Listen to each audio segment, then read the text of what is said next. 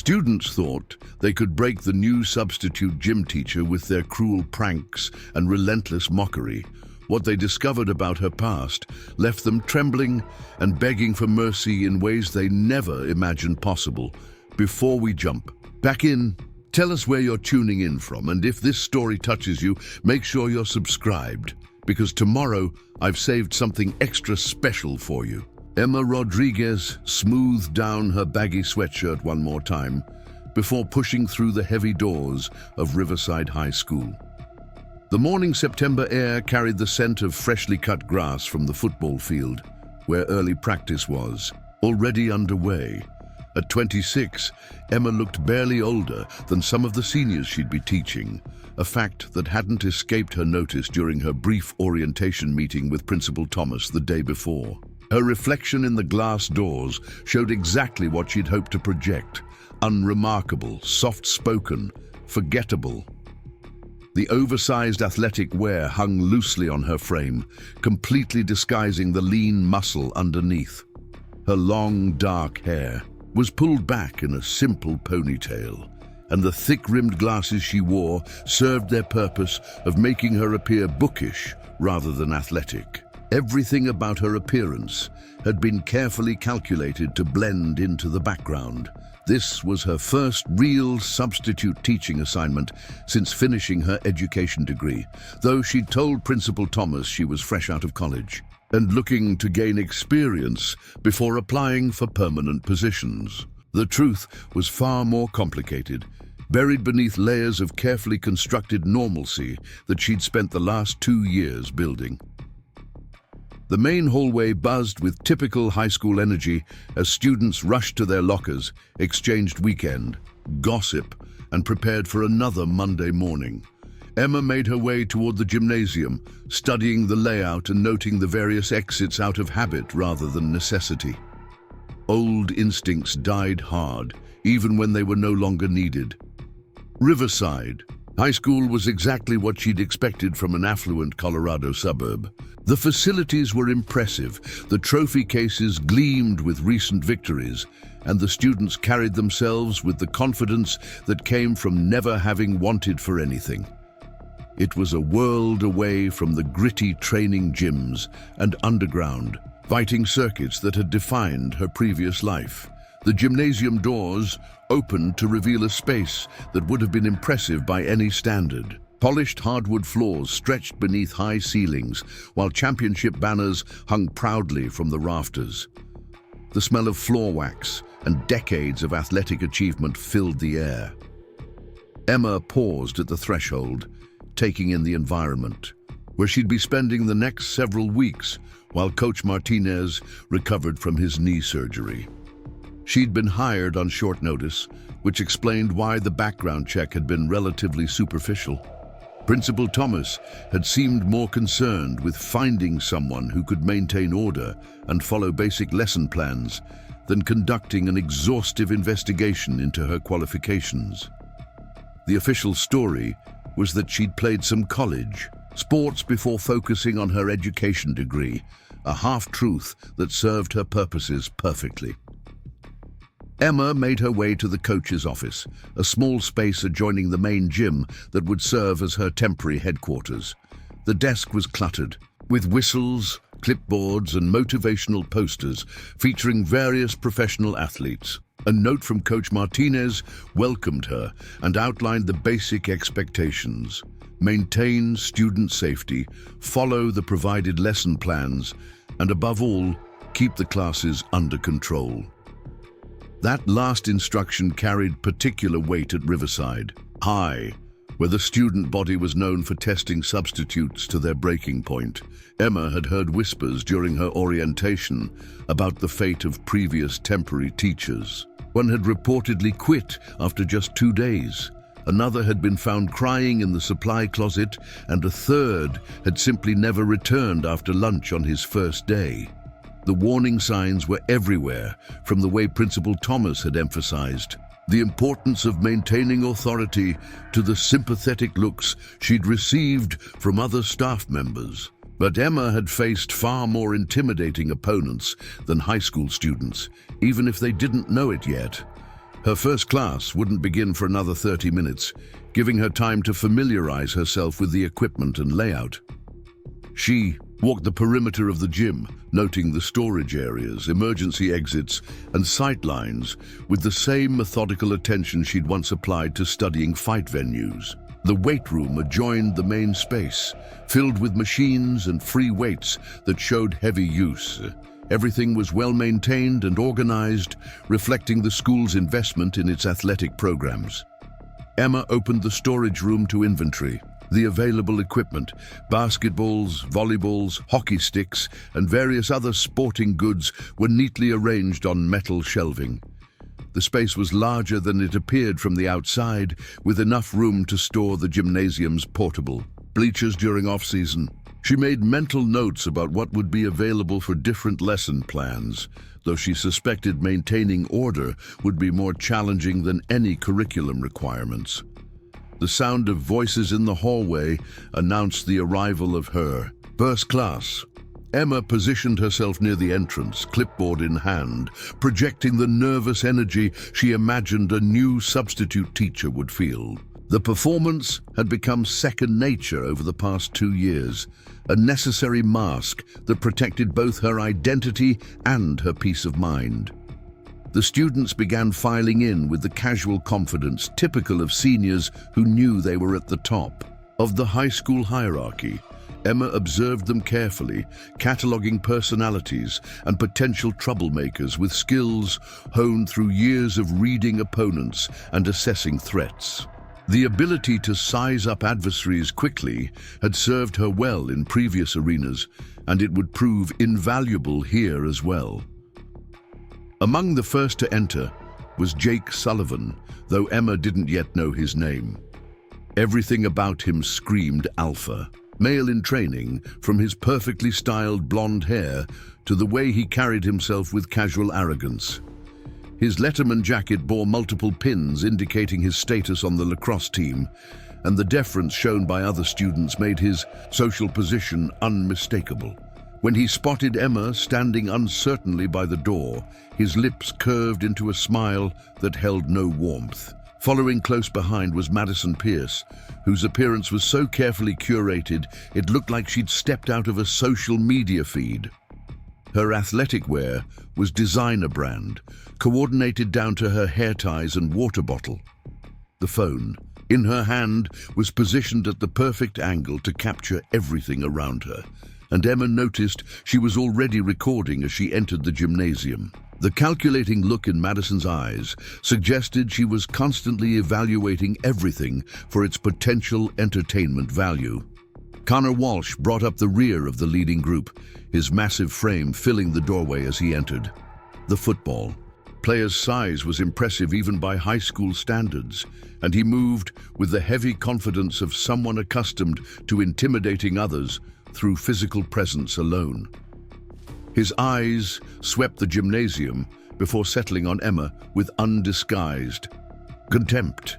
The rest of the class filtered in with varying degrees of interest and resignation. Some appeared genuinely prepared for physical education, while others seemed more focused on socializing or finding ways to avoid participation. Emma noted the natural hierarchies and alliances, information that would help her navigate the complex social dynamics she was about to encounter.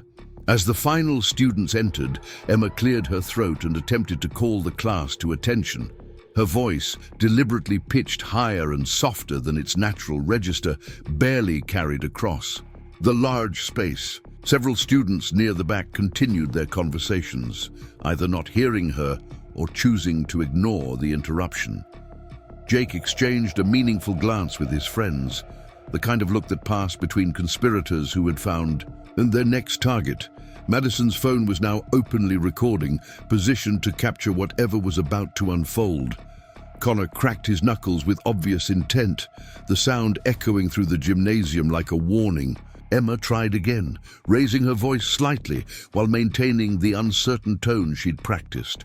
A few more students acknowledged her presence, but the core group around Jake seemed determined to establish the classroom dynamic from the very beginning. Their behavior was a test, she realized, designed to gauge her reaction and determine how much they could get away with. The challenge was clear, delivered through smirks and whispered comments that carried just far enough for her to hear.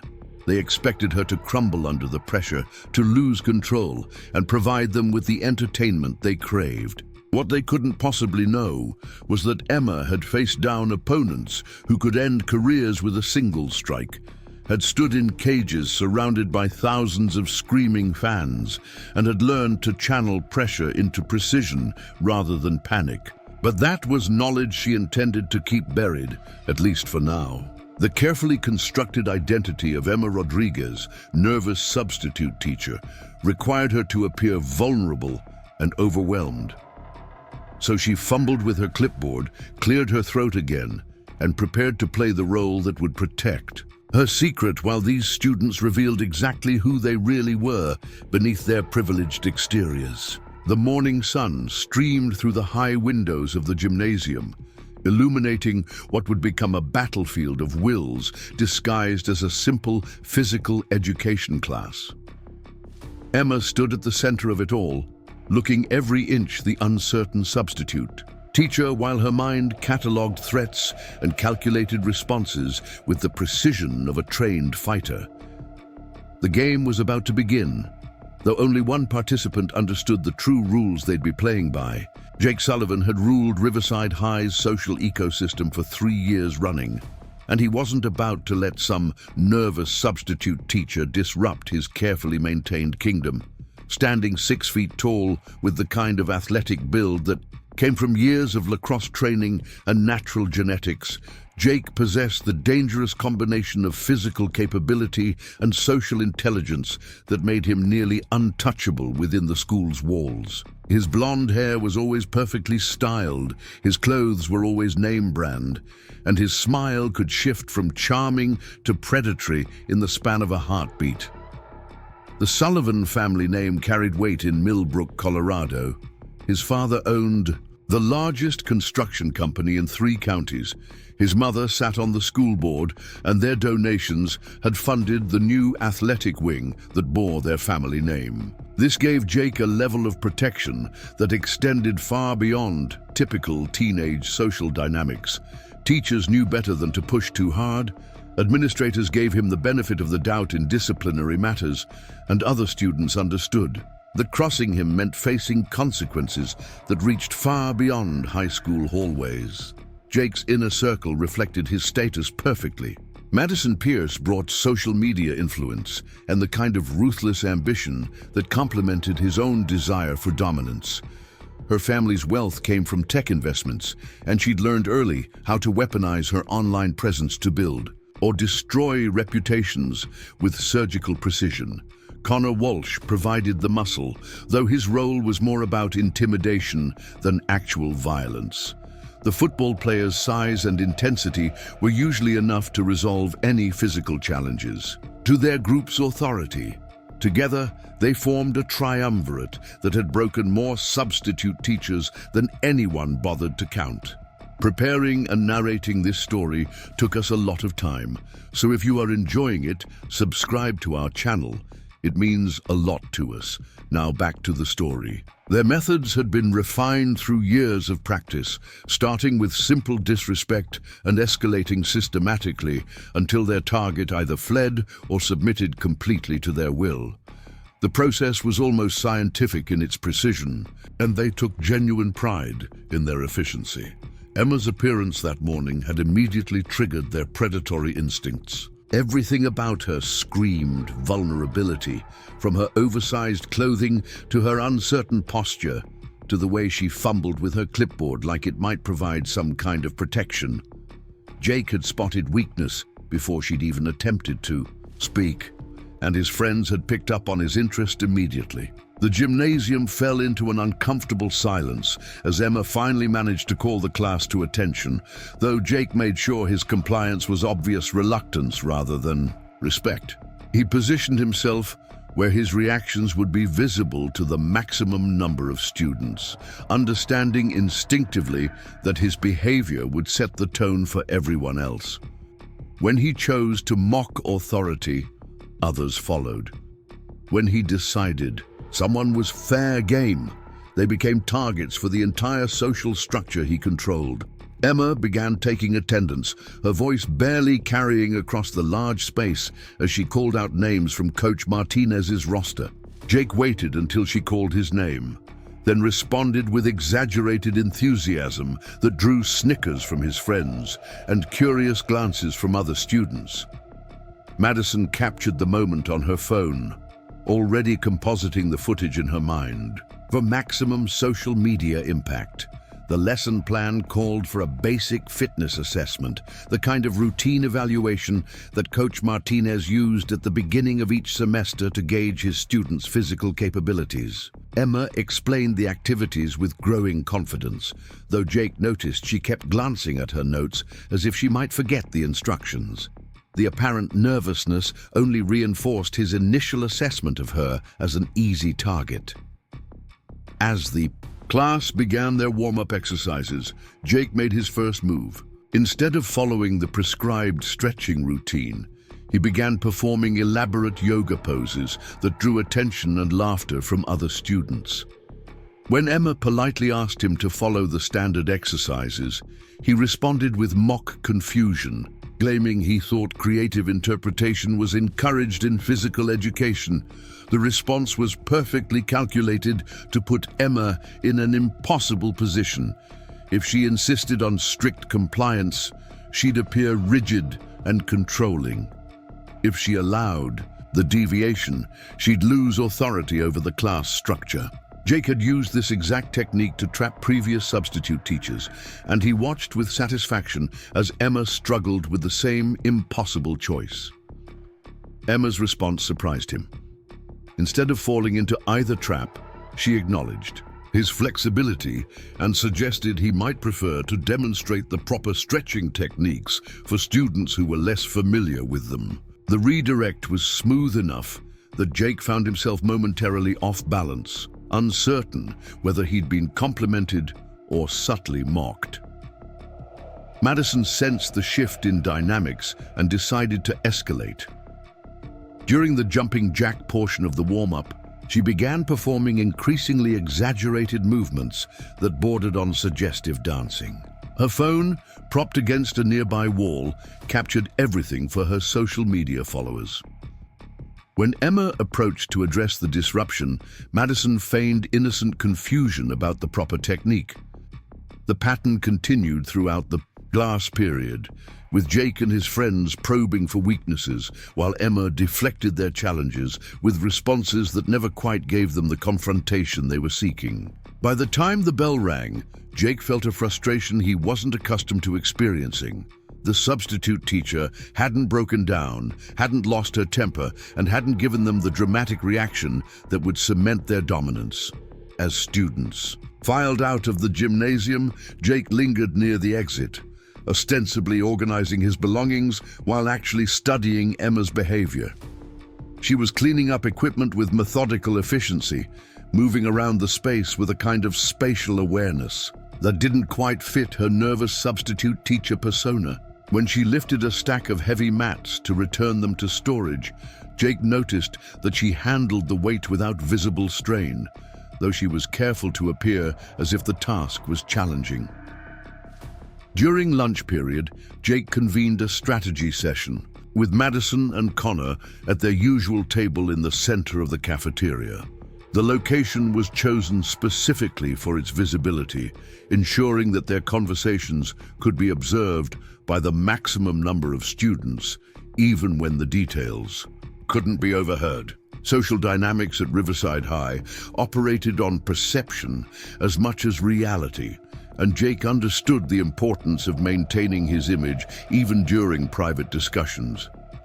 Madison had already begun editing footage from the morning's gym class, creating short video clips that highlighted Emma's apparent uncertainty and their own clever disruptions.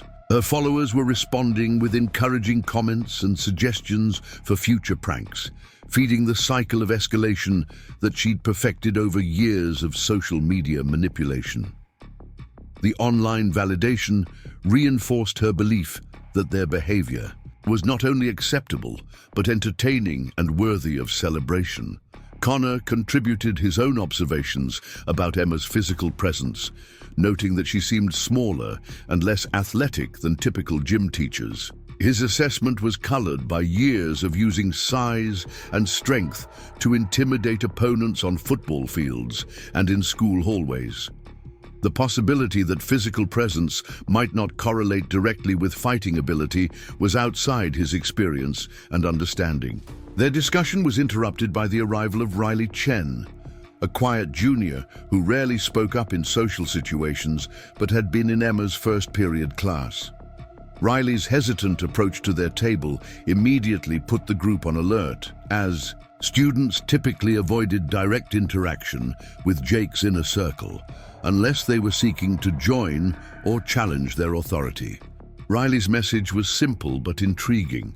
She'd noticed something unusual about the way Emma moved during class, a kind of controlled precision that didn't match her nervous demeanor.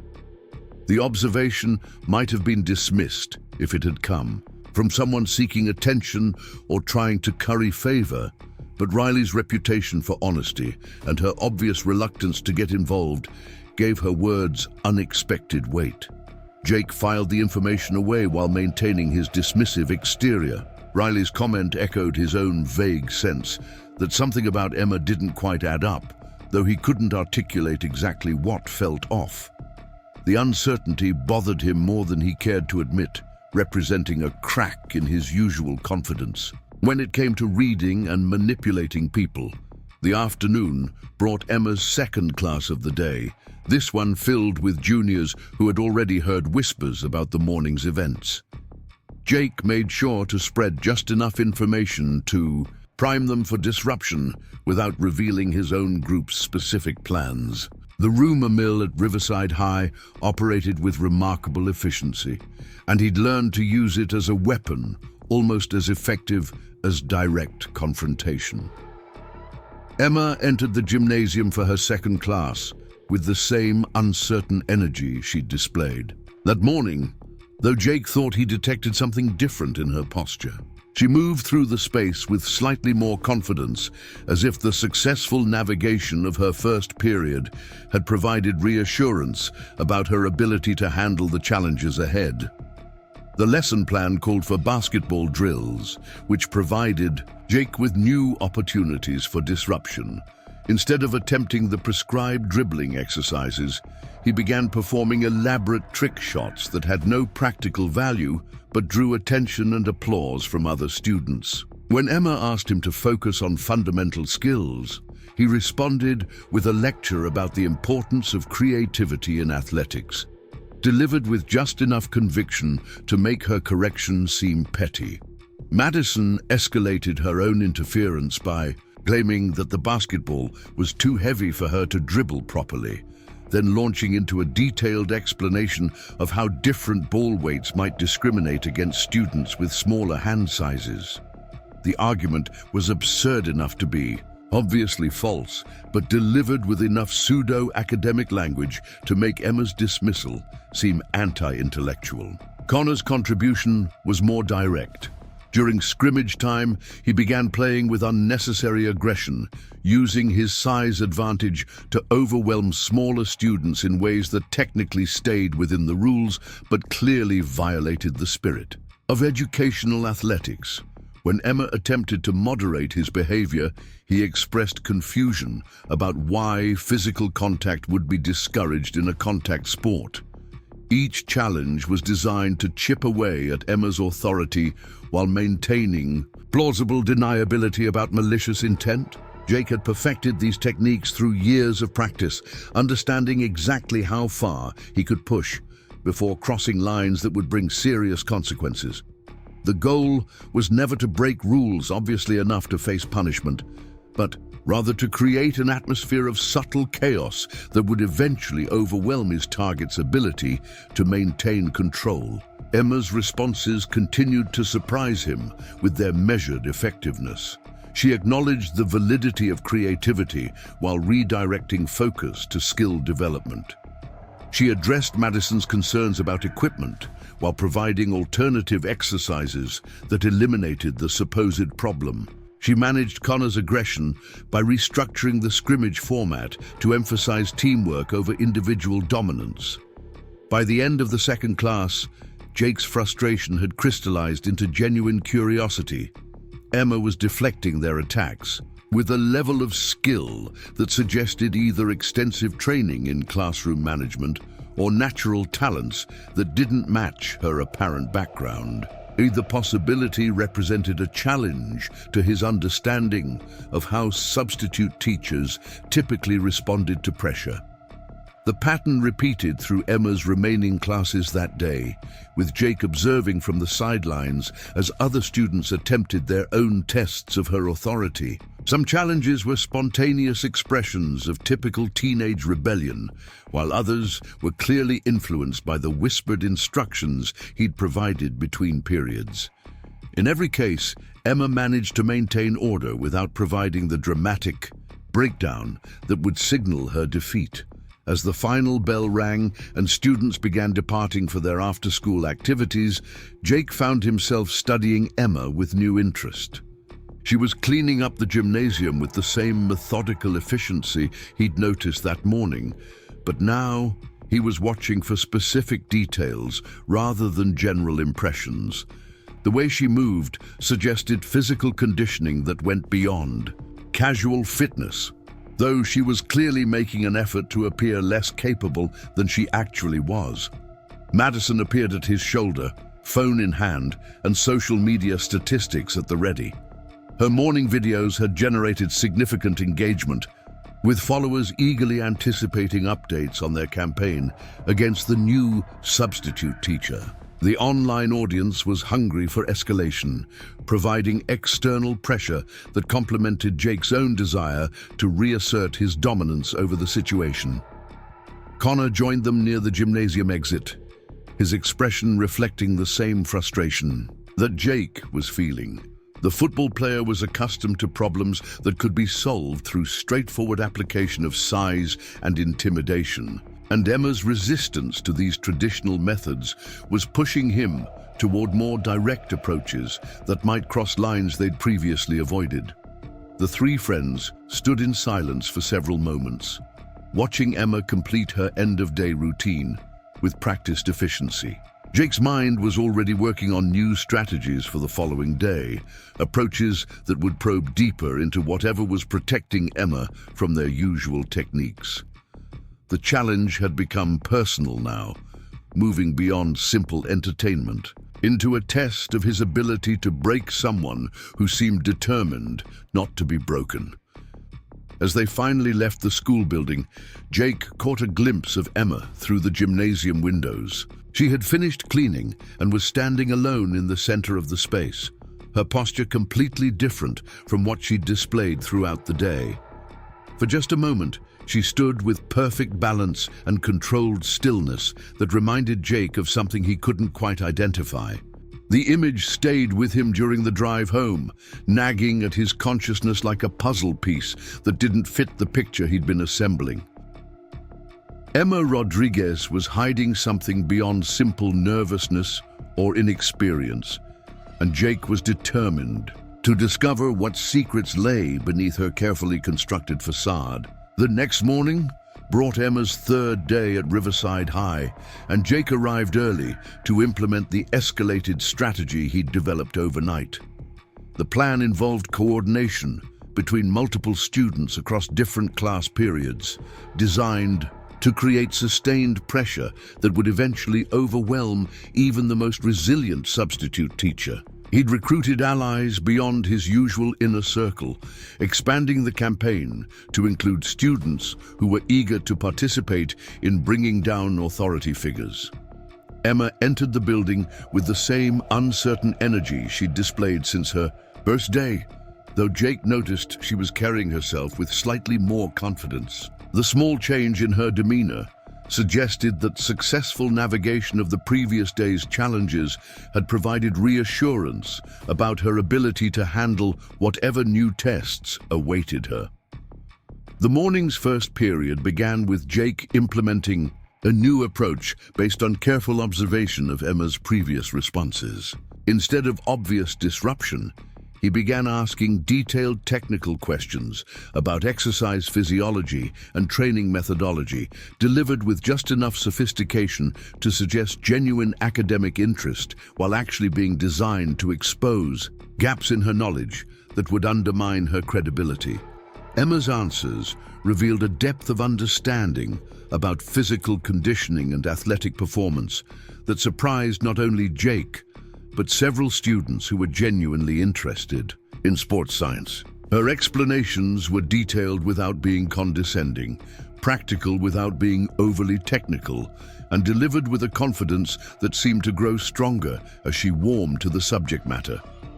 Madison attempted to regain control of the situation by live streaming the class with commentary that portrayed Emma's knowledge as showing off rather than teaching. Her followers responded enthusiastically to the narrative of an arrogant substitute teacher who thought she was smarter than her students, though some comments began questioning whether Madison's portrayal matched what was actually visible in the footage.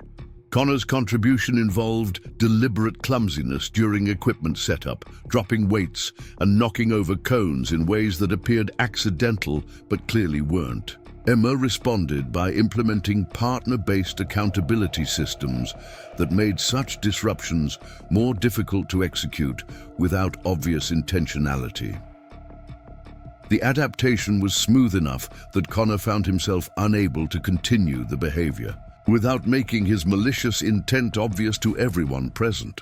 As the class period progressed, Jake began to notice details about Emma's movement that reinforced his growing suspicion that her background included more than casual athletics.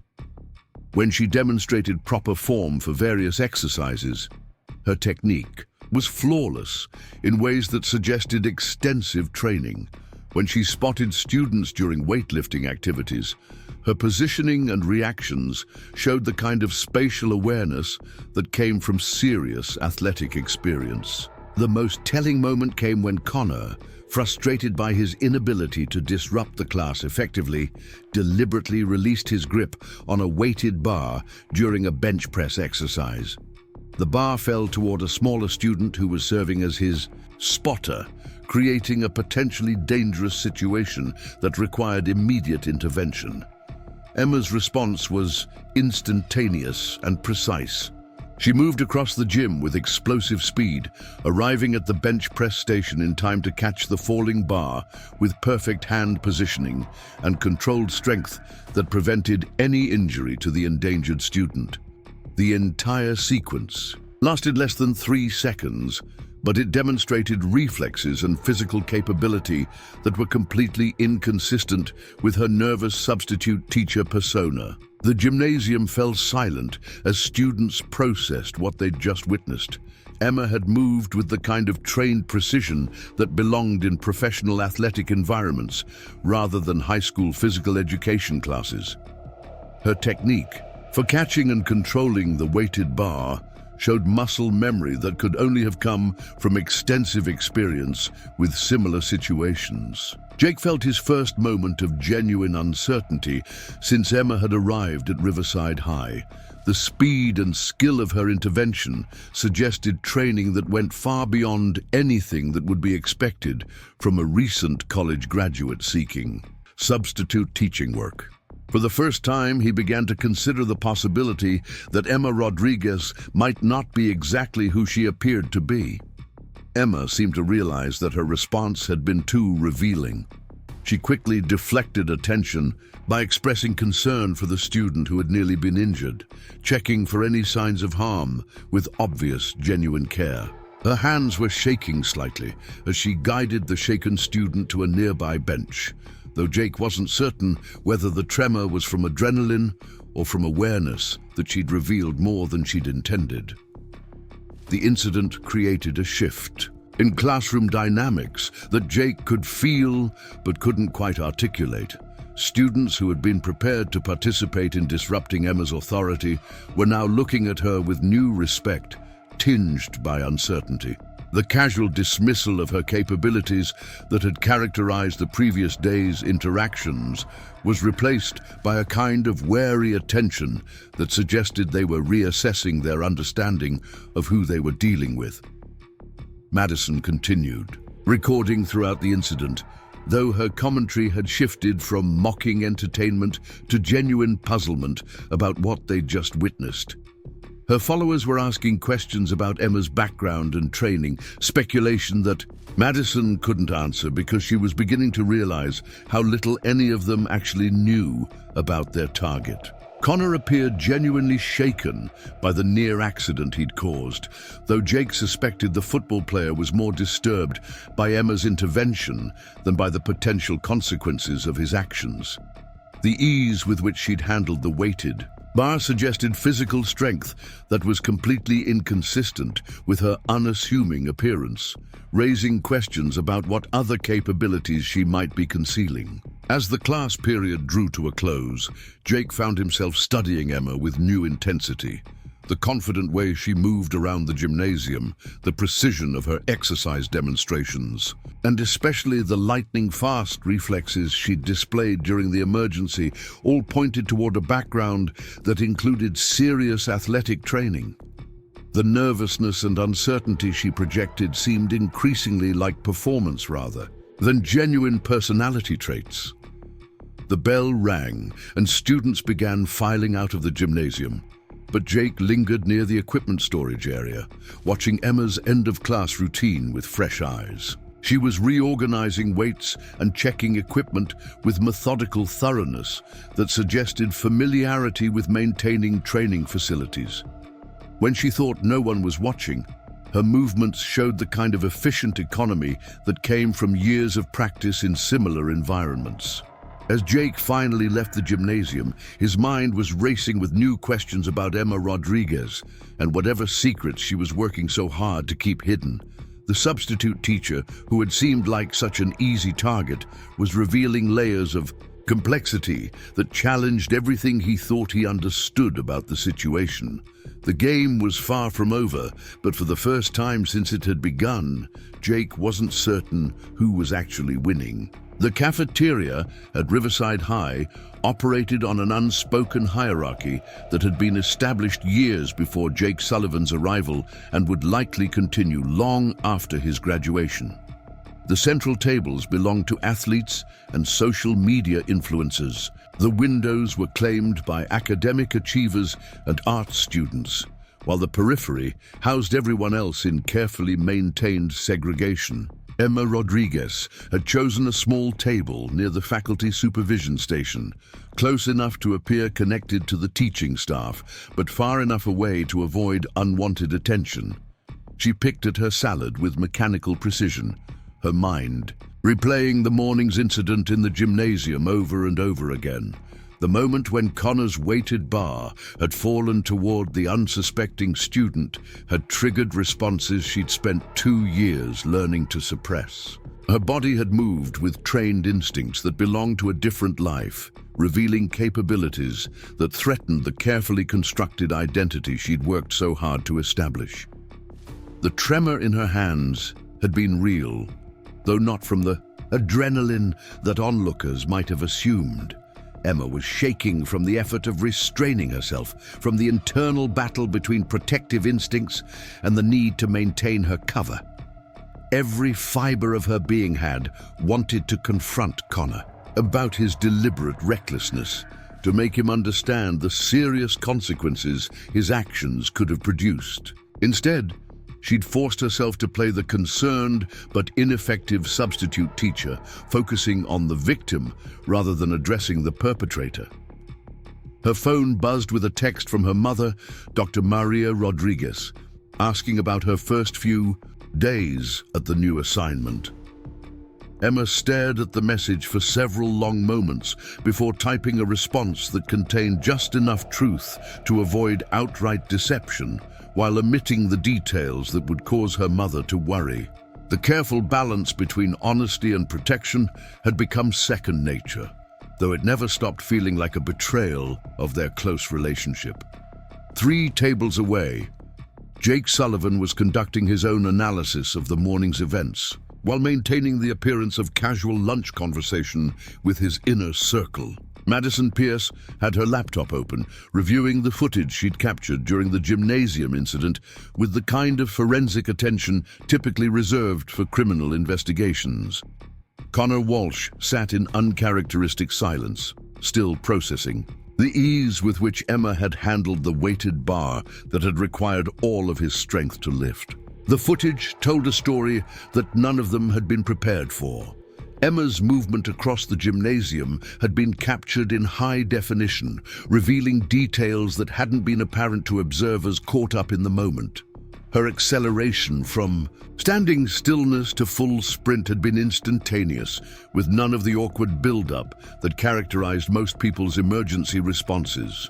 Her positioning when she caught the bar showed perfect technique, suggesting familiarity with similar equipment that went far beyond casual gym usage. Madison replayed the sequence in slow motion, noting details that reinforced her growing suspicion that Emma Rodriguez was not who she claimed to be.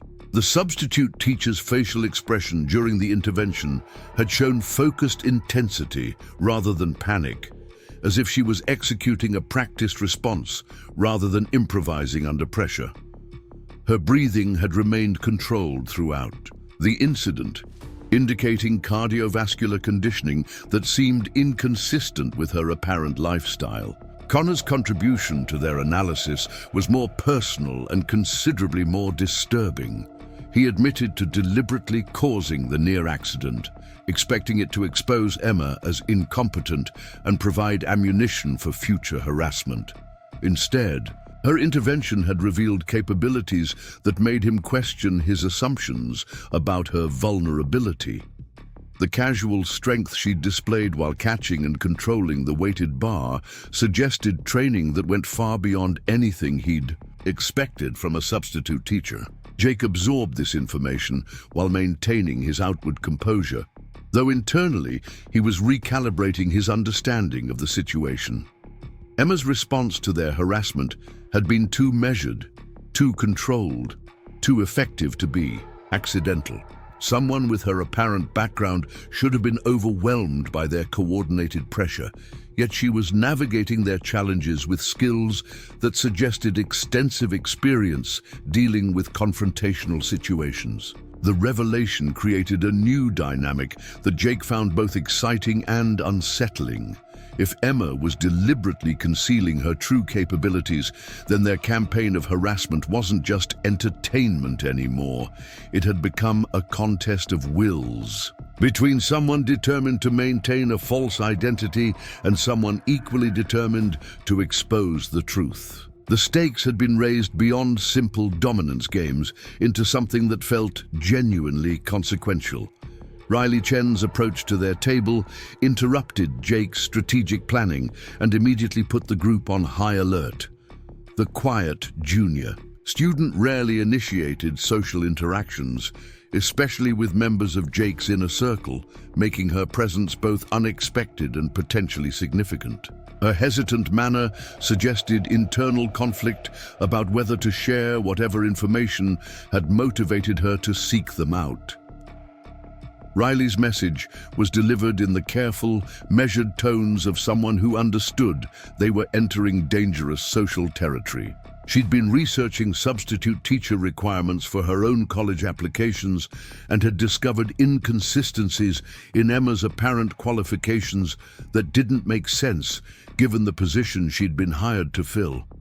The background that Emma had supposedly provided to the school administration didn't align with the expertise she was demonstrating in actual teaching situations.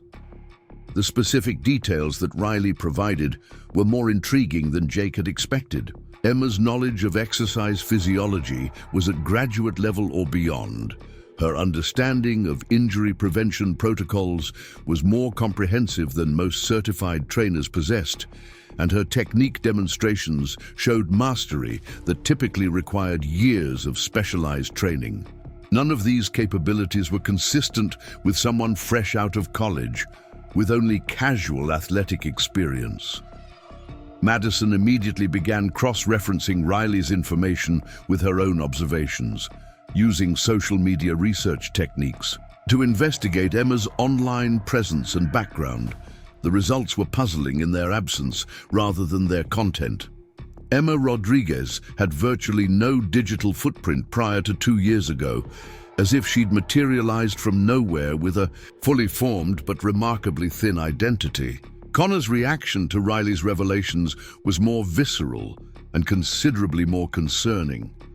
The football player's worldview was built on straightforward relationships between size, strength, and dominance, and Emma's hidden capabilities represented a challenge to fundamental assumptions he'd never questioned before. His response was to advocate for more direct testing of Emma's limits, approaches that would force her to reveal whatever she was hiding regardless of the consequences. Jake recognized the dangerous direction that Connor's thinking was taking and moved quickly to redirect his friend's aggression into more strategic channels. Direct confrontation would likely result in serious disciplinary consequences, while potentially driving Emma to request transfer to a different school before they could uncover her secrets. The smarter approach was to continue applying pressure, systematically, while gathering information that would eventually provide leverage for more decisive action. The afternoon brought Emma's most challenging class of the day, a mixed group of juniors and seniors that included several students who had been primed by Jake's morning recruitment efforts. Word about the gymnasium incident had spread throughout the school with typical teenage efficiency, creating an atmosphere of expectation that something significant was about to happen. Emma could feel the heightened attention as she entered the space, though she maintained her nervous substitute teacher persona with practiced dedication. The lesson plan called for team sports rotation, which provided multiple opportunities for the kind of coordinated disruption that Jake had been orchestrating. Students could claim confusion about rules, demonstrate deliberate incompetence, or engage in unsportsmanlike behavior that would test Emma's ability to maintain order without resorting to disciplinary measures that might expose her true authority. Emma began the class with the same uncertain energy she'd displayed since her arrival at Riverside High, though Jake noticed subtle differences in her positioning and movement that suggested increased wariness. She was maintaining greater distance from potentially problematic students while keeping sightlines clear to all areas of the gymnasium. The adjustments were minor enough to avoid detection by casual observers, but significant enough to indicate tactical thinking that went beyond normal classroom management. The first disruption came during volleyball rotation, when a student named Trevor Martinez began spiking balls with unnecessary force toward other players, rather than attempting genuine gameplay. Emma's initial response was to provide gentle coaching about appropriate contact levels, delivered with the kind of patient instruction that characterized effective teaching. When Trevor continued his aggressive play, she restructured the rotation to minimize opportunities for harmful contact while maintaining the educational objectives of the exercise. Jake watched this interaction with growing interest, noting how Emma had managed Trevor's behavior without direct confrontation or obvious disciplinary action. Her solution had been elegant in its simplicity, addressing the problem by changing the environment rather than engaging in a power struggle that might have escalated beyond her control. The approach suggested experience with managing difficult personalities in high-stress situations. Madison escalated her own interference by claiming that the volleyball nets were hung at incorrect heights according to official regulations. Then, providing detailed specifications that she'd obviously researched specifically for this purpose. Her delivery was designed to make Emma appear incompetent if she couldn't address the technical concerns while simultaneously creating delays that would disrupt the class schedule. Emma's response revealed another layer of unexpected expertise. She acknowledged Madison's concerns while providing explanations about how net heights were adjusted for educational versus competitive play, citing specific regulations and safety considerations with the kind of authority that came from genuine knowledge rather than improvised responses. Her technical accuracy was impressive enough that Madison found herself unable to continue the challenge without appearing deliberately obstructive. Connor's contribution involved gradually increasing the physical intensity of his participation in ways that pushed the boundaries of acceptable contact during team activities. His size advantage made him naturally dominant in most competitive situations, but he was using his strength in ways that intimidated smaller students and created an atmosphere of controlled aggression that threatened to spiral beyond Emma's control. Emma's management of Connor's behavior was more direct than her previous interventions, though still carefully measured to avoid unnecessary confrontation. She began implementing partner rotations that prevented him from dominating individual matchups, while introducing cooperative exercises that channeled his competitive energy into more constructive directions. When he attempted to resist these modifications, she engaged him in technical discussions about training methodology that demonstrated knowledge he couldn't effectively challenge. The most revealing moment came during basketball scrimmage, when a genuine dispute arose between two students over a foul call. The argument quickly escalated beyond typical competitive disagreement into personal conflict that threatened to become physical. Emma's intervention was swift and decisive, positioning herself between the angry students with movements that showed tactical awareness and conflict de-escalation training. Her voice, when she addressed the disputing students, carried an authority that hadn't been present during her previous interactions with challenging behavior. The tone was calm, but absolutely commanding, delivered with the kind of presence that expected immediate compliance rather than requesting cooperation. Both students responded instantly to her direction, their anger diffusing as if they'd encountered a force that made continued conflict impossible to imagine. Jake felt the shift in classroom dynamics as clearly as if someone had changed the lighting or temperature in the space. Emma had dropped her nervous substitute teacher mask for just long enough to reveal glimpses of whoever she really was beneath the carefully constructed facade. The glimpse was brief, but powerful enough to fundamentally alter the atmosphere in the gymnasium. Madison had captured the entire sequence on her phone, though Jake suspected that her footage would raise more questions than it answered. Emma's body language during the intervention had been completely different from her usual uncertain posture, showing confidence and authority that seemed to come from extensive experience with similar situations.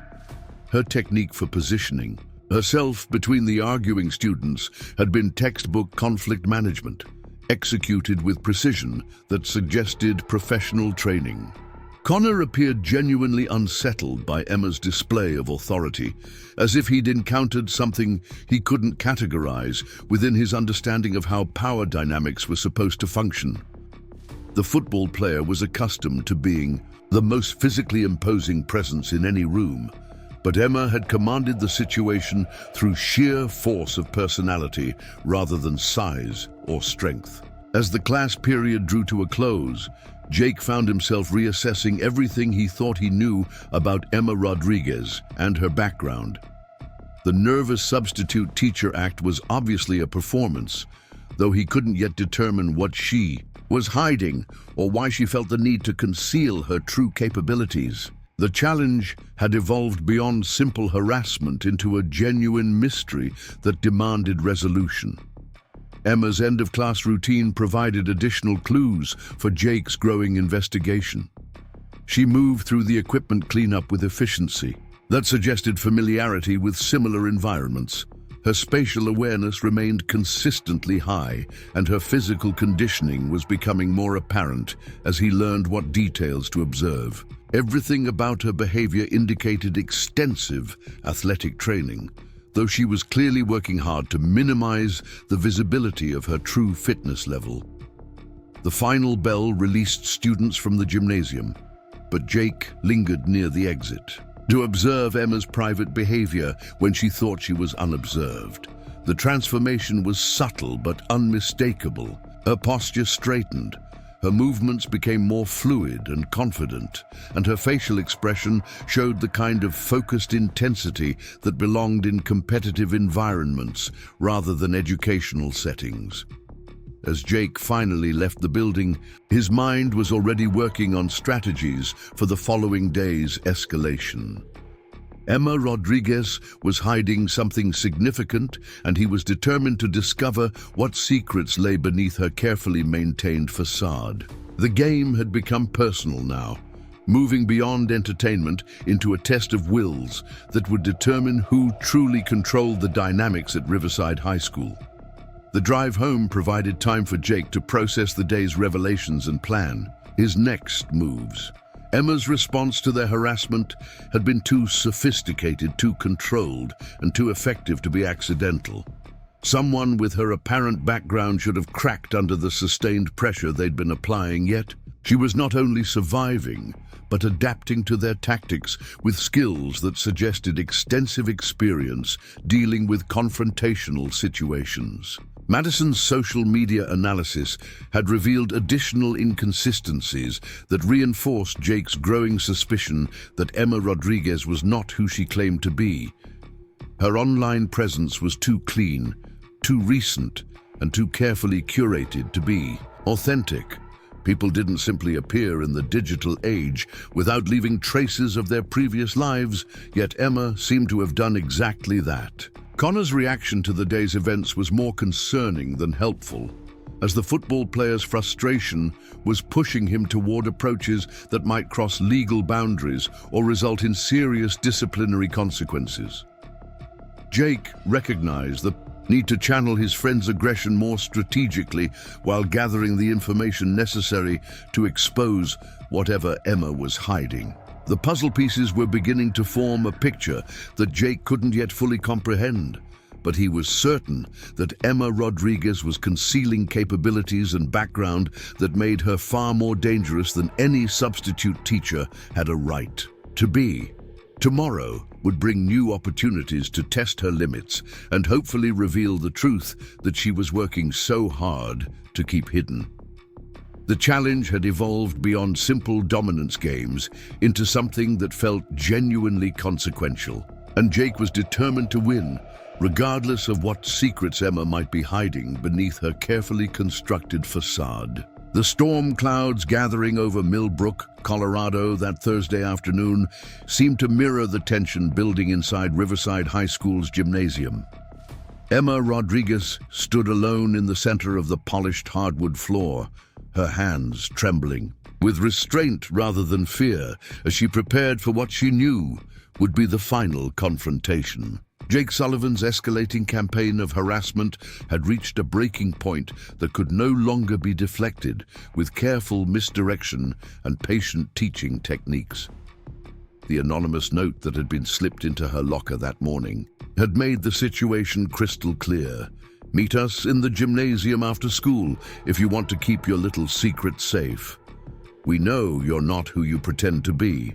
The crude handwriting and threatening tone left no doubt about who had authored the message, though Emma suspected Jake had been careful to avoid leaving evidence that could be traced back to him directly. Emma's reflection in the gymnasium's mirrored walls showed the same unremarkable substitute teacher that students had been dismissing for the past week.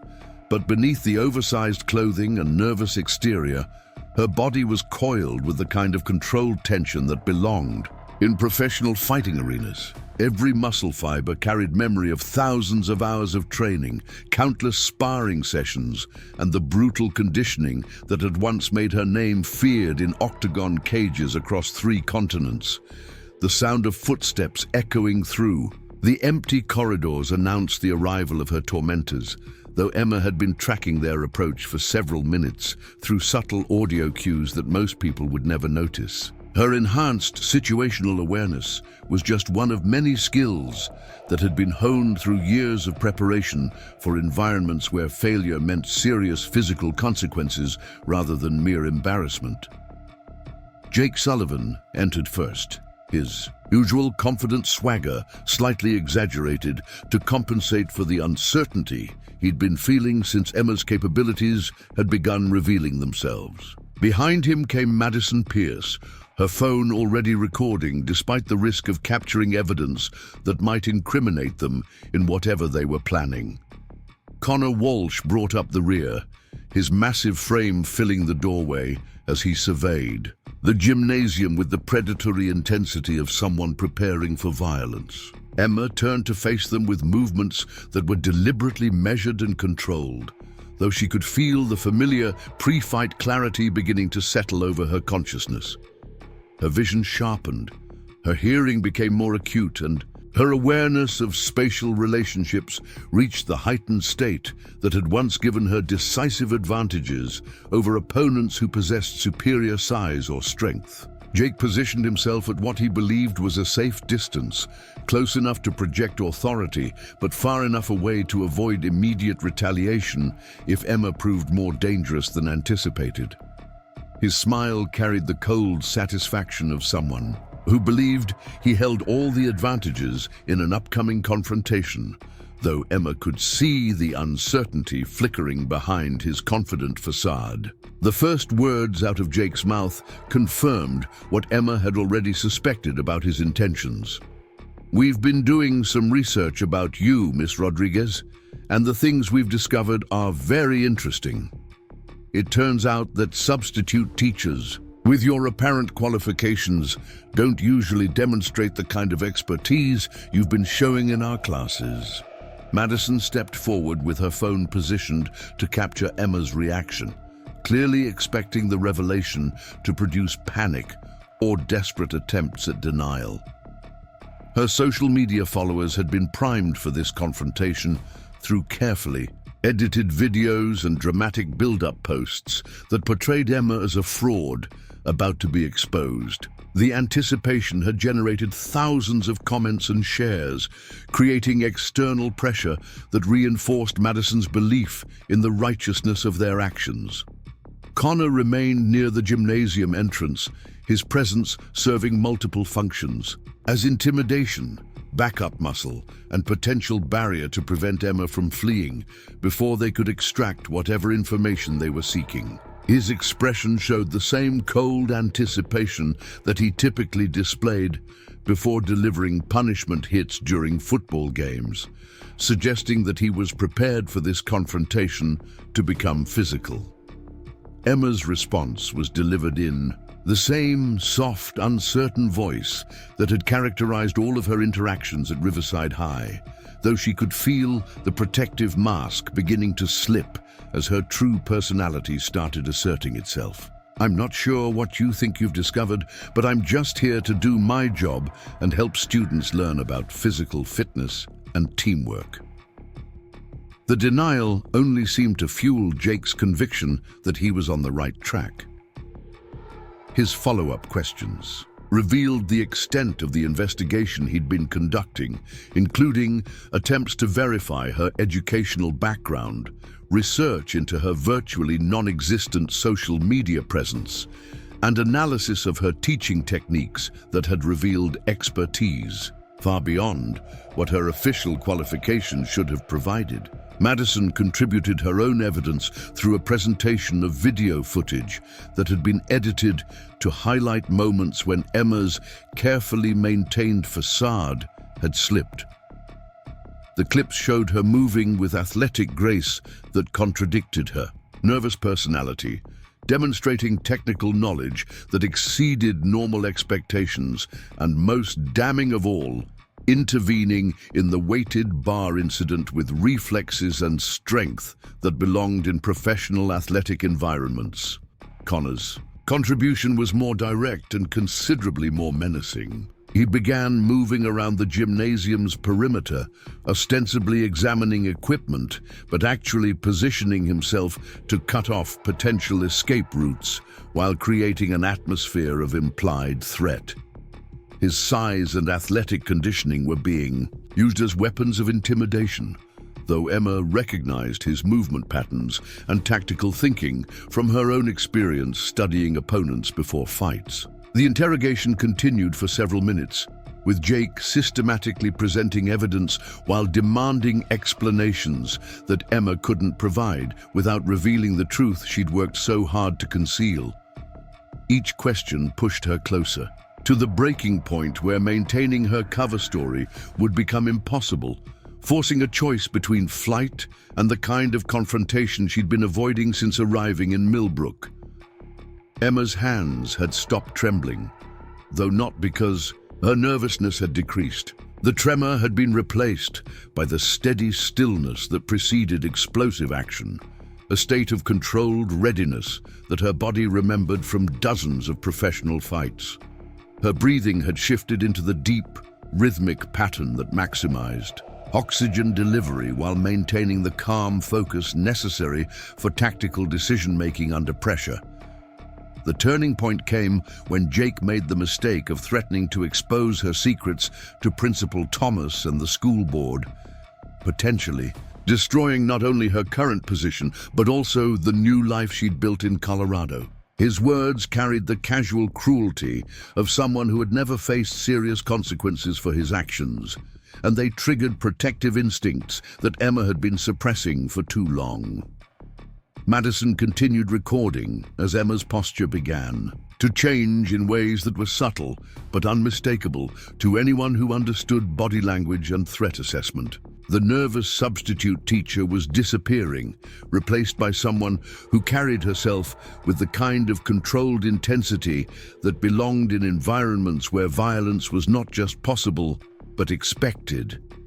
Connor sensed the shift in dynamics and began moving more aggressively around the gymnasium, his approach patterns becoming more predatory as he prepared to physically restrain Emma if she attempted to flee or resist their demands. His confidence was based on size and strength advantages that had served him well in previous confrontations, though he had no experience dealing with opponents who possessed professional fighting training. Jake's final mistake was demanding that Emma demonstrate whatever combat skills she was hiding, delivered with the arrogant assumption that she would be too intimidated to call his bluff. His words crossed the line from harassment into direct challenge, activating responses that had been hardwired through years of training for situations where backing down meant accepting defeat or injury. Emma's transformation was instant and complete. The nervous energy that had characterized her movements for the past week disappeared, replaced by the fluid confidence of someone who had spent years learning to read opponents and control fighting distances. Her voice, when she finally spoke, carried none of the uncertainty that had marked her previous interactions with the trio. The words that came out of Emma's mouth carried an accent that hadn't been present during any of her previous conversations at Riverside High. Her tone was calm, but absolutely commanding, delivered with the kind of presence that expected immediate compliance rather than requesting cooperation. She told them exactly who she really was and what they had stumbled into by pushing her beyond the breaking point she'd been trying so hard to avoid. Emma Rodriguez had been her legal name for exactly 2 years, adopted when she'd moved to Colorado, to start a new life away from the professional fighting circuit that had consumed her early 20s. Before that, she'd been known in mixed martial arts circles as Elena Vasquez, a bantamweight fighter whose record included victories over 3 former champions and whose signature submission techniques had ended fights that bigger, stronger opponents had expected to dominate. Her retirement from professional fighting hadn't been voluntary. A knee injury during training had threatened to end her career permanently, but the real reason for her departure had been the realization that The violence was beginning to consume aspects of her personality that she wanted to preserve. The decision to pursue education and work with young people had been part of a deliberate effort to channel her competitive drive into more constructive directions. The fake nervousness and uncertainty had been carefully cultivated personality, traits designed to help her blend into civilian environments where her fighting background would make others uncomfortable. 2 years of practice had made the performance convincing enough to fool everyone she'd encountered, but maintaining the facade required constant vigilance and emotional control that Jake's harassment had finally overwhelmed. Madison's phone captured every word of Emma's revelation, though the footage would later prove far more problematic for the students than helpful. The casual way Emma described her fighting career made it clear that she possessed capabilities that went far beyond anything they had imagined when they targeted her for harassment. Her technical knowledge wasn't theoretical but practical, gained through years of studying how to hurt people efficiently and survive against opponents who were trying to do the same to her. Connor's reaction to Emma's revelation was immediate and unfortunately predictable. Instead of recognizing that he was in over his head, the football player interpreted her disclosure as a challenge that demanded physical response. His charge across the gymnasium was powered by muscle mass and aggression that had been sufficient to overwhelm every opponent he'd faced during his high school athletic career. Emma's defensive response was a textbook demonstration of how trained fighters dealt with larger, untrained attackers. She used Connor's momentum against him, redirecting his charge with techniques that sent him crashing into the gymnasium's wall with enough force to leave visible dents in the concrete blocks. The entire sequence lasted less than 3 seconds, but it demonstrated the vast difference between size-based intimidation and actual fighting skill. Jake's attempt to intervene was even less successful than Connor's charge. His approach lacked tactical thinking or physical preparation, making him easy prey for someone with Emma's background and training. She disabled him with a combination of joint manipulation and pressure point techniques that left him conscious but completely unable to continue any aggressive action. The pain was intense, but temporary, designed to neutralize threats without causing permanent injury. Madison found herself alone in the gymnasium with someone who had just demonstrated the ability to neutralize 2 larger opponents with casual efficiency. Her phone continued recording as Emma approached with movements that showed perfect balance and spatial awareness, though her expression remained calm rather than aggressive. The contrast between Emma's composed demeanor and the devastation she'd just inflicted made the moment even more surreal. Emma's words to Madison were delivered with quiet intensity that made threats unnecessary. She explained exactly what would happen if any footage of the confrontation appeared on social media or if stories about her background began circulating through the school.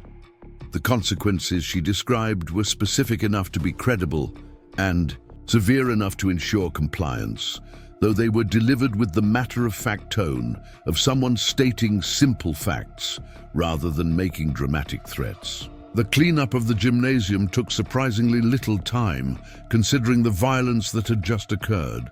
Connor required assistance getting to his feet, but had suffered no injuries beyond bruised pride and the kind of muscle strain that comes from impacting walls at high velocity. Jake's condition was similar, though the specific techniques Emma had used left him with clear understanding that he'd been completely outclassed by someone who could have inflicted far more serious damage if she'd chosen to do so. Emma's final instructions were delivered with the same calm authority she'd displayed throughout the confrontation.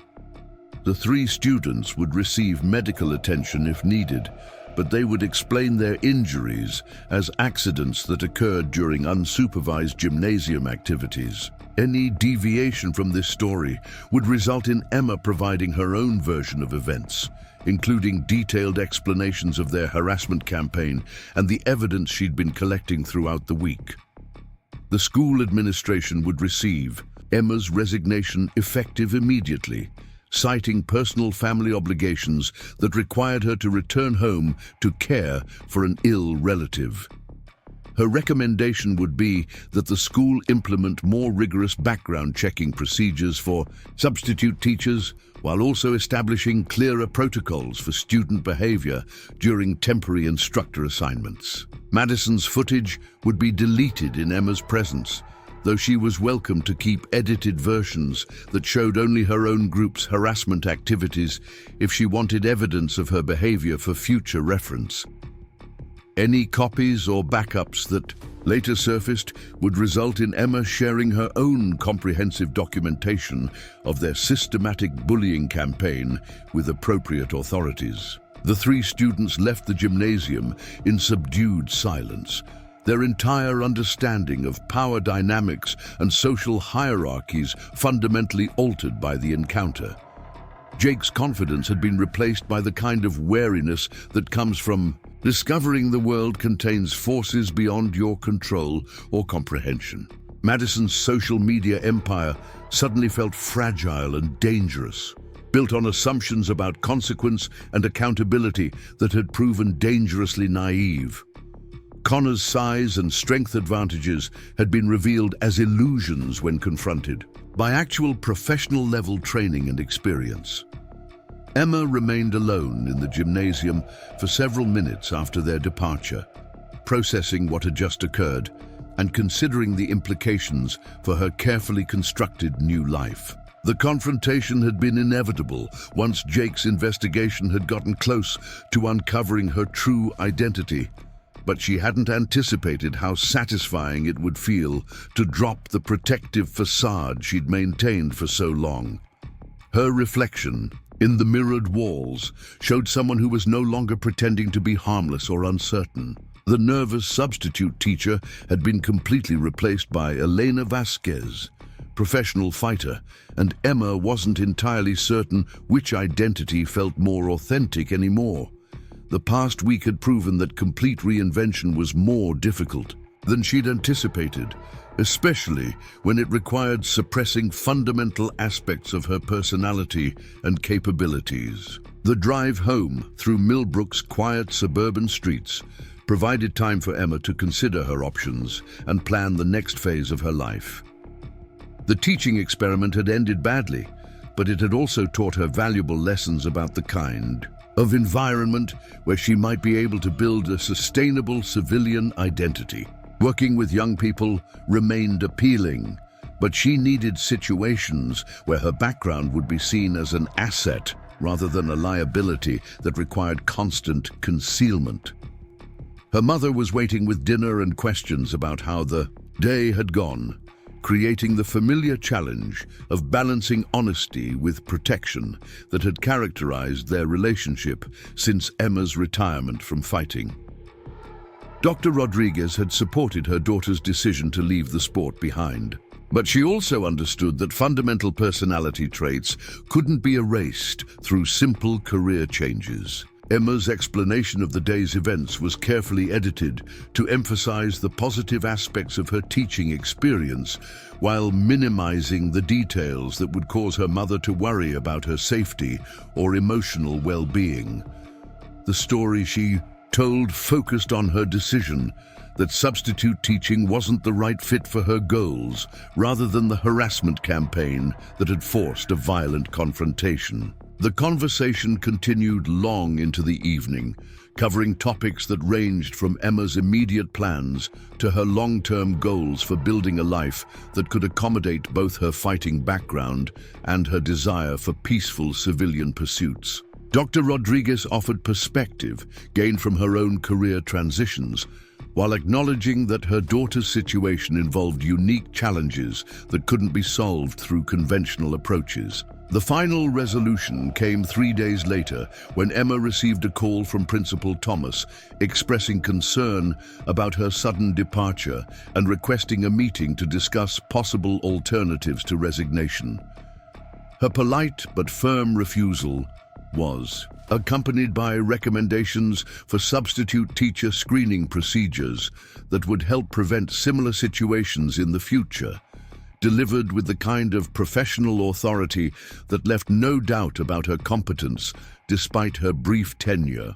Jake Sullivan's behavior at school underwent dramatic changes that were noticed by teachers and students alike. His aggressive leadership style was replaced by careful avoidance of confrontational situations, particularly those involving individuals who might possess hidden capabilities or backgrounds. The lesson about underestimating opponents had been learned through direct experience that left lasting impressions on his approach to social dynamics. Madison Pierce's social media presence shifted away from harassment-based content toward more positive messaging about kindness and respect for others.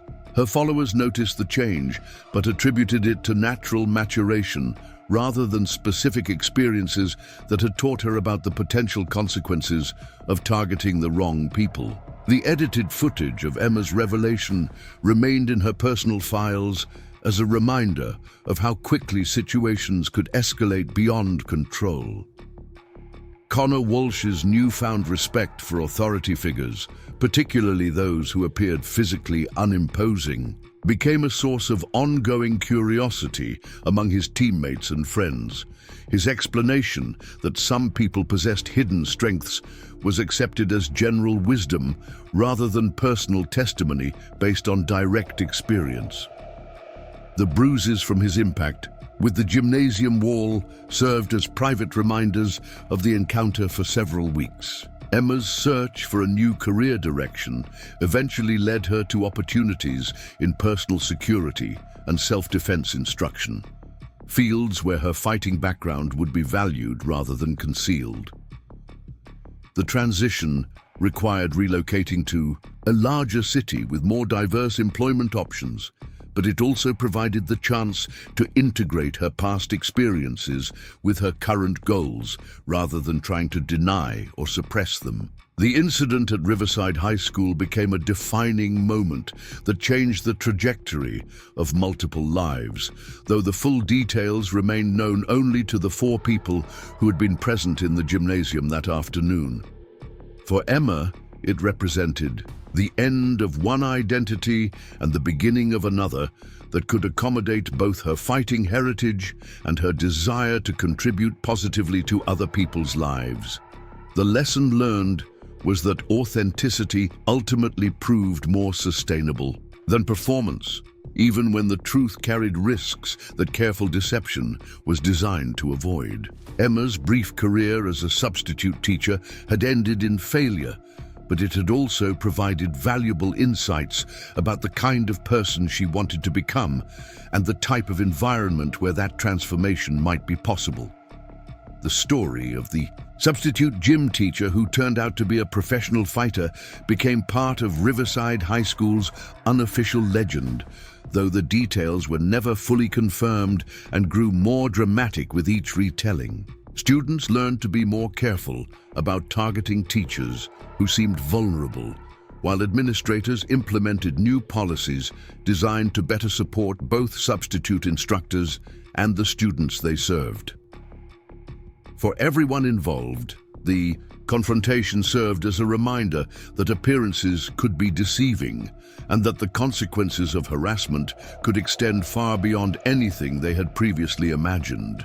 The gymnasium, where it had all unfolded, returned to its normal function as a place for physical education and athletic training, though certain students would forever associate it with the day they discovered that their assumptions about power and vulnerability had been dangerously naive. The morning sun cast long shadows across the Riverside High School parking lot as Emma Rodriguez loaded the last of her belongings into her Honda Civic, bringing an end to the most transformative week of her civilian life. 3 months had passed since the gymnasium confrontation that had shattered her carefully constructed identity as a nervous substitute teacher, and the ripple effects of that encounter were still reshaping the lives of everyone involved. Emma's reflection in the car window showed someone who had found a balance between her fighting past and civilian future that she'd never thought possible. Gone was the oversized clothing and uncertain posture that had characterized her teaching persona, replaced by the confident bearing of someone who had learned to integrate rather than deny fundamental aspects of her identity. The thick-rimmed glasses had been retired in favor of contact lenses that allowed her natural intensity to show through, while her hair was styled in a way that projected professional competence rather than deliberate invisibility.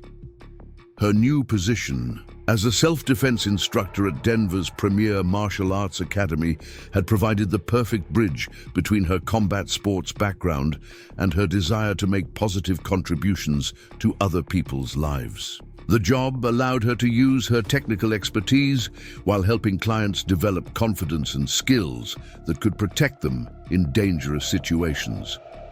More importantly, it represented an environment where her past was viewed as qualification rather than liability. The Academy's owner, Marcus Chen, had been remarkably understanding when Emma explained the circumstances that led to her departure from Riverside High School. His own background included professional fighting experience, making him uniquely qualified to appreciate both the challenges of transitioning to civilian life and the value that former competitors could bring to instruction and mentorship roles. The conversation had been refreshingly honest, free from the careful deceptions that had characterized most of Emma's recent job interviews. Emma's student roster included everyone from nervous college co-eds seeking basic personal safety skills to experienced martial artists looking to refine their techniques under professional guidance. The diversity of clients had surprised her with how much she enjoyed the teaching aspects of her new role, particularly the moments when students achieved breakthroughs that boosted their confidence and self-efficacy in ways that extended far beyond physical training. One of her most dedicated students was Riley Chen, the quiet junior from Riverside High who had first noticed inconsistencies in Emma's substitute teacher facade. Riley had tracked down Emma's new workplace through persistent research and had approached her about private lessons with the kind of determined politeness that made refusal impossible. Their training sessions had evolved into mentorship that covered everything from self-defense techniques to strategies for navigating social hierarchies in academic and professional environments. Riley's transformation over the past 3 months had been remarkable, though Emma was careful to credit the young woman's natural intelligence and determination rather than her own instruction. The quiet student who had once been overlooked by more dominant personalities was developing the kind of confident presence that commanded respect without requiring aggressive assertion.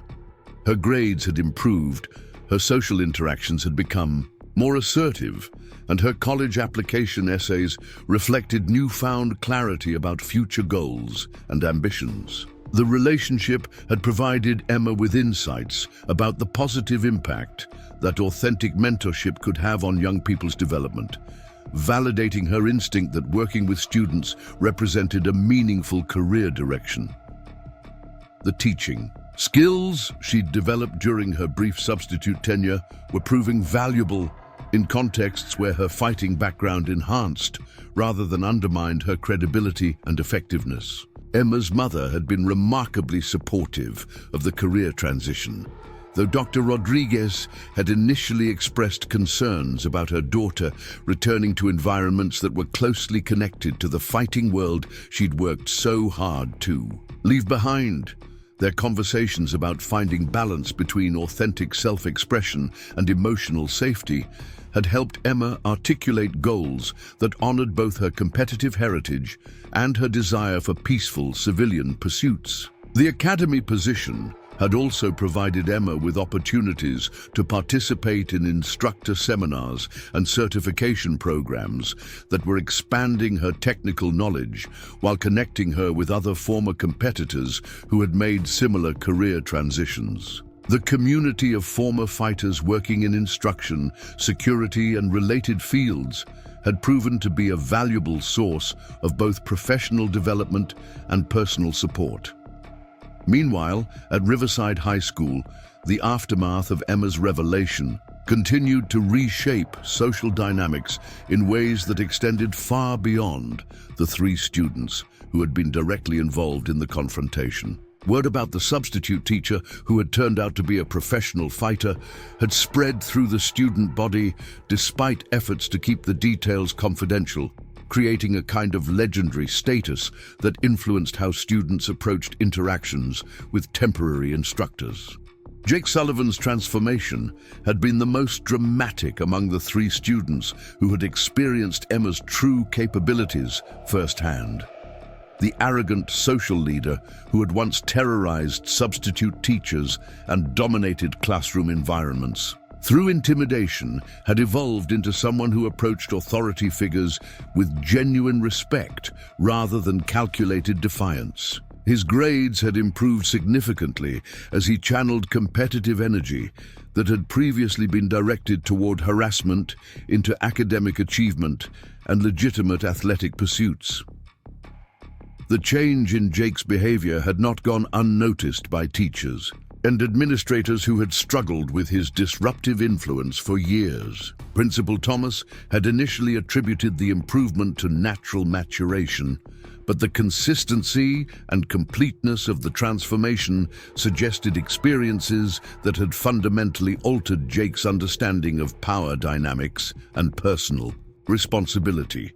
His leadership style with peers had evolved from dominance-based control to collaborative influence that brought out the best in other students rather than exploiting their vulnerabilities. Jake's relationship with his parents had also undergone significant changes as he became more honest about his behavior at school and more receptive to guidance about character development and ethical decision-making.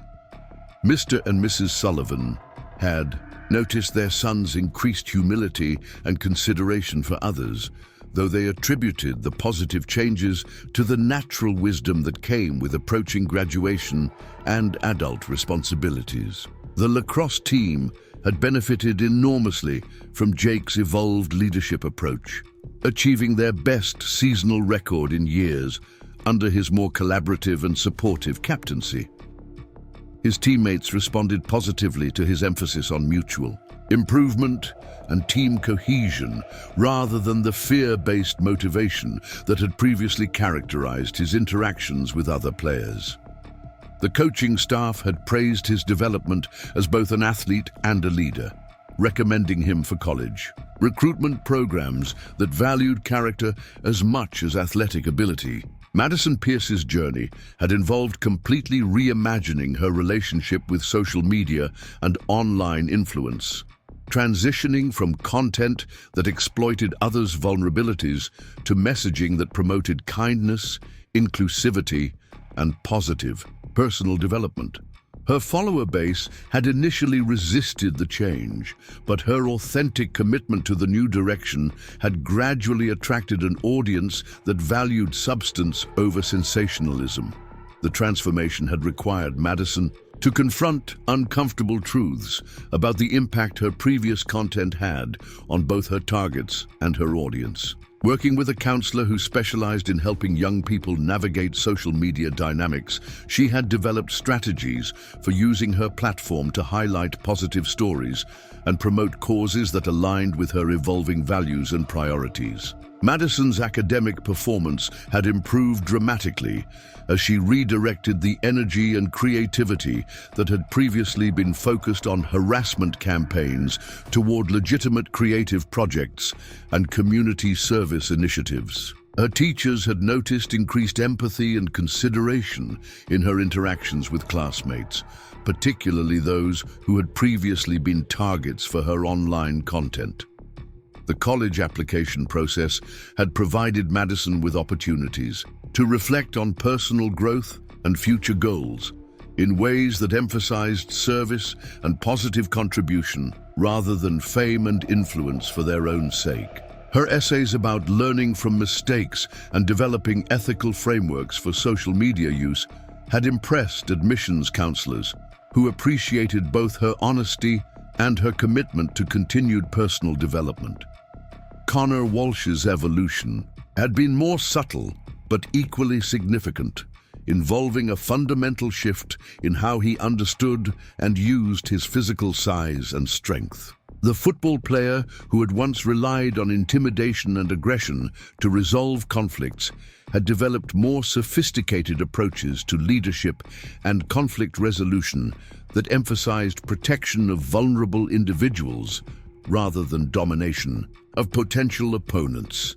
His coaches had noticed improvements in Connor's team dynamics and his ability to mentor younger players, praising his development of communication skills that complemented his physical abilities. The combination of size, strength, and emotional intelligence had made him one of the most effective team leaders in the program's recent history, earning recognition from college recruiters who valued character as much as athletic performance. Connor's family relationships had also benefited from his increased emotional maturity and his willingness to acknowledge past mistakes while committing to better choices in the future. His parents had noticed their son's greater consideration for others and his improved decision-making in social situations, though they attributed the positive changes to the natural development that came with athletic competition and approaching adulthood.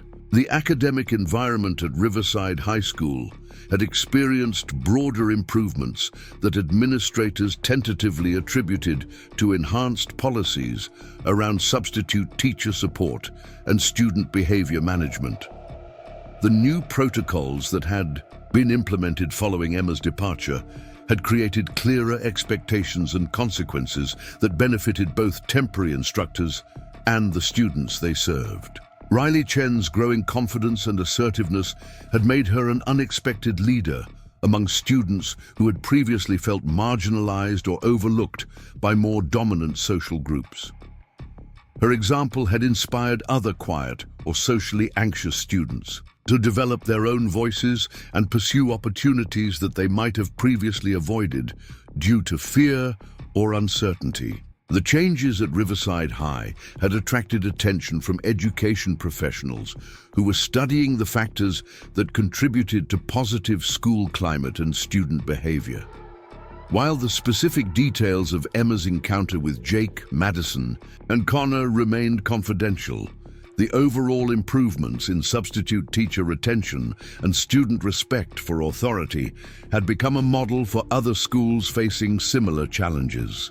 Emma's impact extended beyond the immediate participants in her story to influence how the entire school community approached relationships between temporary authority figures and student populations. The lesson that appearances could be deceiving and that everyone deserved respect regardless of their apparent vulnerability had become part of the school's cultural DNA in ways that would benefit future generations of students and teachers. As Emma drove away from Riverside High School for the final time, she reflected on the unexpected ways that her brief teaching experiment had changed not only her own life, but the lives of everyone who had been touched by the experience. The confrontation that had seemed like a failure at the time had actually provided the catalyst for growth and transformation that none of them could have achieved through conventional means. Her phone buzzed with a text message from Riley confirming their training session for later that afternoon, a reminder of the positive relationships that had emerged from the challenges of her substitute teaching experience. The mentorship that had developed between them represented the kind of meaningful connection that Emma had hoped to find through working with young people, achieved through honesty and authenticity rather than careful deception. The drive to Denver took Emma through mountain landscapes that reminded her of the internal journey she'd completed over the past few months, moving from the defensive terrain of hidden identity to the open ground of integrated authenticity. The civilian life she was building now felt sustainable in ways that her previous attempts at reinvention had not, because it honored rather than denied the experiences that had shaped her into the person she had become. Emma's new apartment in Denver reflected her evolved understanding of how to balance her fighting heritage with her civilian goals. The space included a small training area where she could maintain her physical conditioning while also serving, as a reminder of the skills and discipline that remained core aspects of her identity. The integration felt natural rather than forced, suggesting that she had finally found a sustainable approach to building her post-fighting life. Her relationship with her mother had deepened through their shared navigation of Emma's career transition, with Dr. Rodriguez providing perspective that helped her daughter articulate goals that honored both safety and authenticity. Their conversations about finding meaning through service to others had reinforced Emma's commitment to using her expertise in ways that protected and empowered rather than dominated or intimidated. The Martial Arts Academy had quickly become more than just a workplace for Emma, evolving into a community where her background was valued and her future contributions were encouraged. Her colleagues included other former competitors who understood the challenges of transitioning to civilian careers while maintaining the discipline and intensity that had made them successful athletes. Emma's student feedback had been overwhelmingly positive, with clients praising not only her technical instruction, but also her ability to create safe learning environments where they could develop confidence and skills without fear of judgment or intimidation. The teaching skills she had developed during her brief substitute tenure were proving valuable in contexts where her fighting background enhanced rather than undermined her effectiveness. The business side of her new career had also proven more rewarding than Emma had anticipated, with opportunities for private instruction, workshop development, and consultation work that utilized her expertise while providing financial stability and professional growth. The combination of teaching, mentoring, and business development had created a career trajectory that felt both sustainable and meaningful. As Emma settled into her new routine in Denver, she occasionally received updates about developments at Riverside High School through Riley and other connections. The reports consistently indicated that the positive changes which had begun following her departure were continuing to develop and expand, creating lasting improvements in school climate and student behavior. The story of the substitute teacher, who had turned out to be a professional fighter, had become part of local folklore, though the details remained confidential, and the full truth was known only to those who had been directly involved. For Emma, the legend represented validation that authentic identity ultimately proved more powerful than careful deception, even when the truth carried risks that hiding had been designed to avoid. Her future plans included expanding her instruction offerings to include specialized programs for educators, law enforcement professionals, and other individuals whose work required them to manage challenging interpersonal dynamics. The combination of technical fighting skills and classroom management experience had created unique qualifications that were increasingly in demand as institutions recognized the value of reality-based training approaches. Emma's journey from professional fighter to substitute teacher to self-defense instructor had taught her that identity was more flexible than she had previously understood, but also that authenticity required integration rather than denial of formative experiences. The person she was becoming honored both her competitive heritage and her desire to contribute positively to other people's development and safety. The gymnasium at Riverside High School continued to serve its normal function as a place for physical education and athletic training, though certain individuals would forever associate it with the day they learned that their assumptions about power and vulnerability could be dangerously naive. For Emma, it represented the birthplace of a more authentic version of herself that could acknowledge both strength and gentleness as essential aspects of effective leadership and meaningful service. The lesson that everyone involved had learned was that genuine respect required recognition of others' full humanity, rather than assessment based on superficial appearances or temporary circumstances. Emma's story had demonstrated that the most powerful individuals were often those who chose restraint and service over domination and exploitation, using their capabilities to protect and empower rather than intimidate and control. As the sun set over the Colorado mountains, Emma Rodriguez looked toward a future that honored her past while serving goals that extended far beyond personal achievement or recognition. The substitute teaching experiment that had seemed like such a failure had actually provided the foundation for a career that integrated all aspects of her identity in service of helping others develop their own confidence, skills, and authentic self-expression. The transformation was complete, but the story continued, with each day bringing new opportunities to prove that strength and compassion were not opposing forces, but complementary aspects of the kind of leadership that created lasting positive change in individuals and communities alike. 2 years after the events at Riverside High School, Emma Rodriguez stood before a packed auditorium at the Colorado Education Association's annual conference, preparing to deliver a keynote address about authentic leadership in educational environments. The nervous substitute teacher who had once hidden behind oversized clothing and uncertain gestures had evolved into a confident speaker whose presence commanded immediate attention from hundreds of educators, administrators, and policymakers.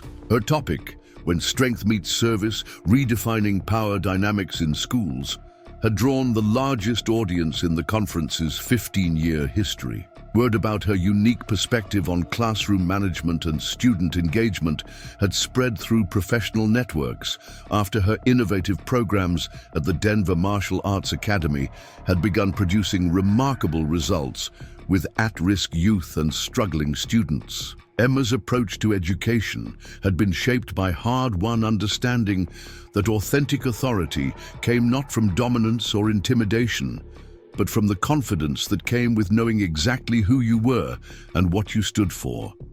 Her experience with Jake Sullivan, Madison Pierce, and Connor Walsh had taught her that students could sense authenticity with remarkable accuracy, and that attempts to project false personas ultimately undermined rather than enhanced instructional effectiveness. The audience included Principal Thomas from Riverside High School, who had made the drive to Denver specifically to hear Emma speak after learning about her professional transformation through Riley Chen's glowing recommendations. His presence in the auditorium represented a kind of full-circle moment that validated Emma's decision to embrace, rather than hide, the experiences that had initially seemed like career-ending disasters. Emma began her presentation by acknowledging the uncomfortable truth that many educators would recognize, that classrooms often became battlegrounds where teachers and students engaged in power struggles that served no one's educational interests. Her own brief experience as a substitute teacher had illustrated how quickly these dynamics could escalate when authority was based on false premises rather than genuine expertise and authentic relationship building. The core of Emma's message centered on the distinction between power over others and power with others, concepts that she had learned through years of professional fighting, where the most successful competitors were those who understood when to apply force and when to show restraint. Her transition from combat sports to education had revealed surprising parallels between managing opponents in athletic competition and managing classroom dynamics in educational settings. Emma's specific recommendations for educators focused on developing what she called confident vulnerability, the ability to be genuinely present with students while maintaining clear boundaries and expectations. This approach required teachers to know themselves well enough to remain calm under pressure while being honest about their own limitations and areas for continued growth. The techniques she demonstrated were drawn from both her fighting background and her teaching experience. showing how breathing exercises used by professional athletes could help educators maintain composure during challenging classroom situations. Her emphasis on spatial awareness and body language drew enthusiastic responses from teachers who had struggled with classroom management despite having excellent curriculum knowledge and genuine care for their students. Riley Chen, now a sophomore, at the University of Colorado studying education with a focus on social justice, attended the conference as both a former student and current mentee. Her transformation from quiet, overlooked teenager to confident advocate for educational equity had been accelerated by her relationship with Emma. Though both women were careful to credit Riley's natural intelligence and determination rather than suggesting that mentorship alone had created such dramatic change, Riley's presence at the conference represented one of Emma's greatest sources of satisfaction with her career transition. The young woman had not only thrived academically, but had also become a leader in campus organizations focused on supporting first-generation college students and promoting inclusive educational practices. Their ongoing relationship demonstrated the kind of long-term positive impact that authentic mentorship could achieve when built on mutual respect and honest communication. During the question and answer session following Emma's presentation, Principal Thomas stood to address both Emma and the assembled educators. His comments acknowledged that Riverside High School had experienced significant improvements in substitute teacher retention and overall school climate following the implementation of policies that had been developed in response to Emma's brief but impactful tenure at the school. The principal's public recognition of Emma's contribution represented a form of professional validation that neither of them could have anticipated during her abrupt departure from the substitute teaching position. His willingness to credit her influence, despite the unconventional circumstances of her revelation, demonstrated the kind of growth mindset that characterized effective educational leadership. Emma's response to Principal Thomas focused on the lessons that all parties had learned about the importance of seeing people as complete individuals rather than making assumptions based on limited information or superficial appearances. Her experience at Riverside High had taught her that everyone involved in educational environments brought complex backgrounds and capabilities that could either be leveraged as strengths or suppressed as liabilities, depending on how institutional cultures approached human potential.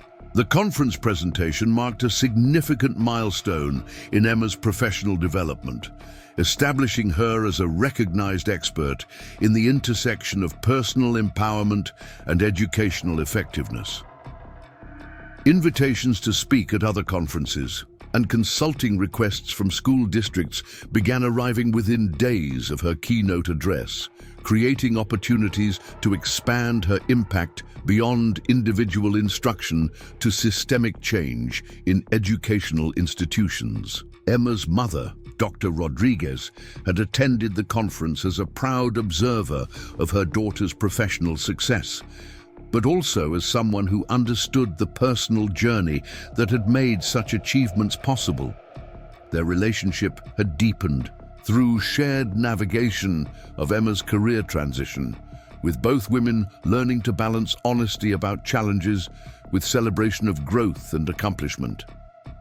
The academic research that had begun emerging about Emma's approaches to instruction and mentorship was attracting attention from universities with programs in education, psychology, and conflict resolution. Preliminary studies suggested that her integration of physical awareness training with traditional classroom management techniques produced measurable improvements in both teacher confidence and student engagement across diverse populations and academic settings. Meanwhile, Jake Sullivan had graduated from Riverside High School with academic honors and a character reference from Principal Thomas that emphasized his remarkable personal growth and leadership development during his senior year. His college applications had included essays about learning from mistakes and developing ethical frameworks for personal power that impressed admissions committees at several prestigious universities. Jake's transformation had extended beyond academic and athletic achievement to include genuine commitment to service and social responsibility. His volunteer work with elementary school tutoring programs and youth mentorship initiatives reflected the kind of character development that his encounter with Emma had catalyzed, though he remained discreet about the specific experiences that had motivated his change in priorities and behavior. The lacrosse scholarship that Jake had earned was accompanied by recognition for leadership and character that would have seemed impossible during his reign as Riverside High's most notorious student intimidator. His coaches and teachers consistently praised his ability to bring out the best in others while maintaining high standards for personal performance and ethical behavior. Madison Pierce had also experienced remarkable academic and personal success, earning early admission to a competitive communications program where her senior project about ethical social media influence had received recognition from both faculty and industry professionals. Her transformation from exploitation-based content creation to advocacy for responsible digital citizenship had attracted positive attention from organizations focused on youth empowerment and online safety. Madison's college plans included studying journalism and digital media with the goal of using communication platforms to highlight positive stories and promote social causes rather than pursuing fame and influence for their own sake. Her portfolio of recent work demonstrated genuine commitment to these values, featuring stories about unsung community heroes and campaigns that raised awareness about important social issues. Connor Walsh's development had been equally impressive.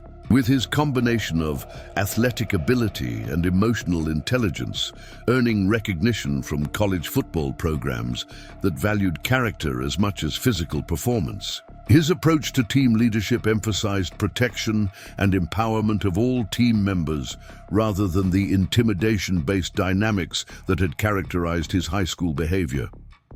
Connor's academic performance had improved dramatically as he channeled competitive energy toward legitimate achievement rather than destructive social dominance. His teachers noted increased empathy and consideration in his interactions with classmates, particularly those who might previously have been targets for his aggressive tendencies. The ripple effects of Emma's brief tenure at Riverside High School continued to influence the institution's culture and policies years after her departure.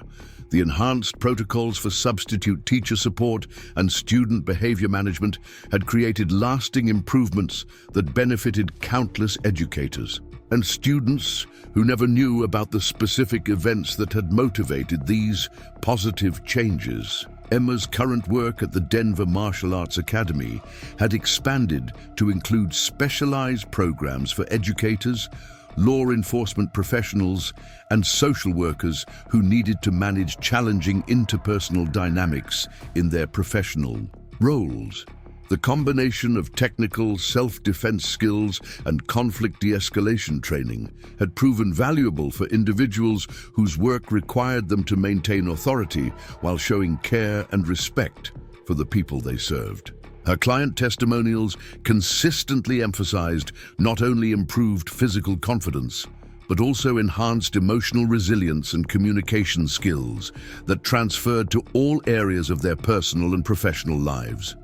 The holistic approach that Emma had developed integrated physical training with psychological preparation and ethical reflection in ways that produced lasting positive change rather than merely temporary skill acquisition. The business success of Emma's programs had also created opportunities for expansion, with plans underway to open additional locations and develop online training modules that could reach educators and other professionals who were unable to attend in-person sessions. The growing demand for her services reflected widespread recognition that traditional approaches to authority and conflict management were insufficient for the complex challenges facing modern institutions. Emma's relationship with the broader martial arts community had evolved to include advocacy for using combat sports training as a tool for personal development and social service, rather than merely competitive achievement or physical intimidation. Her articles in professional journals and magazines consistently emphasized the ethical responsibilities that came with fighting skills and the importance of using physical capabilities in service of protection and empowerment, rather than domination. As Emma looked toward the future, her goals included developing comprehensive curricula that could be implemented in teacher training programs and continuing education courses for practicing educators.